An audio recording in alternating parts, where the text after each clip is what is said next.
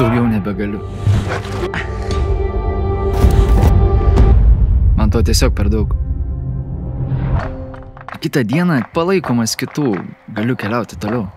Atrodo, kad šitiek perėjęs galėčiau gyvenime padaryti bet ką. 1, 2, 3, Bet pradžioje jaučiausi visai kitaip. Neradau savo vietos nei mokykloje, nei namuose. Nieko nenorėjau. Man viskas buvo neįdomu. Norėjau kažko daugiau. Prisimenu, kai pirmą kartą atvažiavau į stovyklą, galvojau, kad čia absoliuti nesąmonė. Tiesą pasakius, norėjau kuo greičiau dingti iš čia. Ir tada prasidėjo.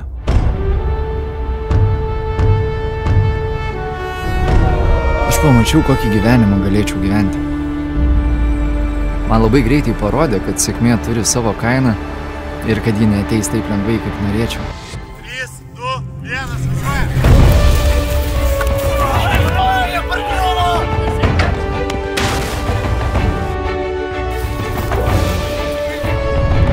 Tada pradėjau sportuoti, skaityti, keltis anksti ryte. Pajutau, kad galiu įveikti bet ką.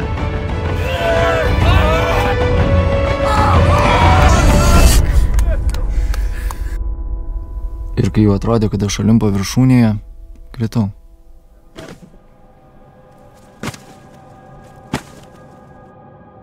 Kaltinau save, kad nedarau to, ką turėčiau daryti.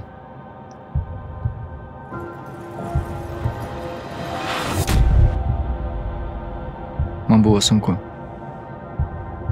Aš nebemėgau savęs už silpnumą.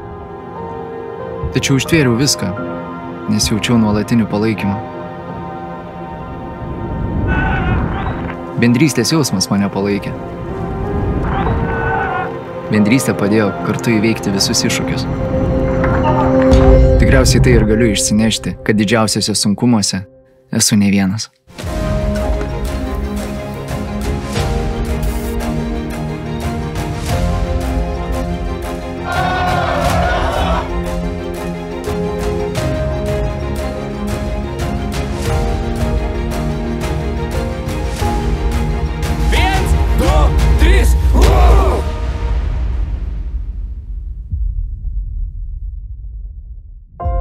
Ir aš galvojau, neįmanoma, kad 20 visiškai atsitiktinų paauglių taptų draugais, su kuriais galima būti visiškai atvirais, pasitikėti vieni kitais.